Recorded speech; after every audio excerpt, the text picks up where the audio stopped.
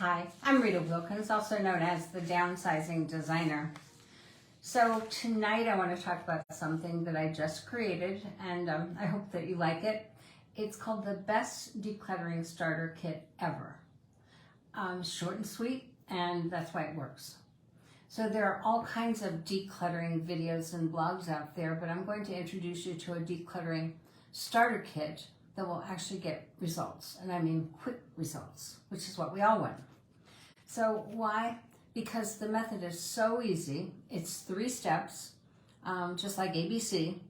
And when something is easy and it gets results, you're much more likely to use it, which is why I created it. And just like anything else that you use regularly, it's going to become a habit. So not only will you see quick results, decluttering results, and establish regular decluttering habits that will help you maintain in that clutter-free home, even when you think that you have no time to declutter, this new method does work. I call this new method the 3-2-1 decluttering method, and here's how it works. Set yourself up for success. So get everything ready, the bags, and you're going to pick an area of your home that is one that bothers you the most. So it could be your nightstand, it could be your desktop, it could be, a closet in your bedroom. So you're going to pick an area that when it's decluttered, it will have a big impact on your life and your happiness. And it'll also motivate you to keep going. So next, within that same small area of your home, you're going to pick a small area that can be accomplished in 30 minutes or less. One that you'll see instant progress and you're going to feel instant relief. So let's just say that it's your nightstand, because it's always cluttered with magazines and books and not nail files and all kinds of things. So whatever that area is that you pick, you're going to pick one area that really bothers you the most, and then within that area, you're going to pick one small area, like a nightstand. So in that small area, you're going to remove everything. So if it's the nightstand, if it's a small closet, if it's a pantry, remove everything out of there, and you're going to sort them into 3 piles. The first one, number 3, it actually is called trash it.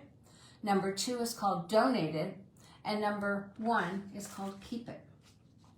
The reason I'm starting with 3, and I'll explain to you in just a minute, it's pretty easy to find the things you need to trash. So immediately put all of that stuff in that area, in the trash, that anything that's torn, it's badly stained, it's expired, it's out of date, old magazines, old newspapers, things that you've outgrown, things that are mismatched or unidentifiable. So sometimes like keys. And then immediately bring that trash bag to the trash and don't open it, just trash it. The number 2 step is to donate. So that donate pile, or repurposing, if you don't love it, if you don't need it, if you don't use it, maybe someone else can. And with this mindset, donating becomes so much easier. So anything that doesn't fit, anything that doesn't look good on you, is out of style, or it's lightly soiled but can be cleaned, or it needs a light repair, any of those things could be donated. And immediately bring that donate bag to your car, don't open it, and bring to the donation site, hopefully, the next day. And the number 1 is the keep it pile. So the funny thing is, after narrowing down your trash pile, and after you narrow down your donate and repurpose pile, what's left over are the items that you want to keep because you love them and you'll use them. So this method is using the process of elimination because it's almost always easier to say what you don't like, don't need, don't want, than what you do need and do want.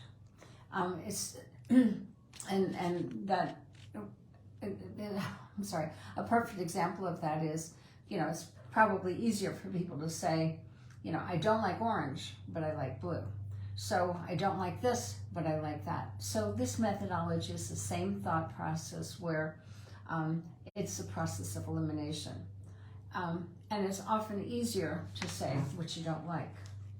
So if you're challenged by clutter, and if you're looking for some simple tricks or hacks to purge the excess clutter in your home, so that you're left only with the items that you want, the items that you need, and the items that you'll use this 3-2-1 method. Just try it and see if it works for you. So that's the new tip. And for those of you that are on tonight, I do have a special treat. You're welcome to email me at ritawilkins@ritawilkins.com. And I have a decluttering, home decluttering checklist that is guaranteed to get you unstuck. If you email me and just in the subject line, just put the decluttering checklist and we will email it to you tomorrow. So there's a few additional or bonus decluttering tips I want to share with you tonight. So decluttering in the moment. So I don't know about you, but my mother would always say, you know, make your bed, hang up your clothes, pick it up if you dropped it, wipe it up, or fill it up. And those rules kind of stuck in my head because decluttering in the moment doesn't let that clutter build up. The second just bonus tip is prioritize decluttering every single day. Whether it's 15 minutes in the morning, 15 minutes in the evening, just spend a few minutes decluttering every day and you're going to notice that you're going to be living in a clutter-free home eventually. And then the next one is, if you're not using it, get rid of it. So it's taking up space in your mind, in your head, in your heart, and it's kind of defeating the purpose of decluttering.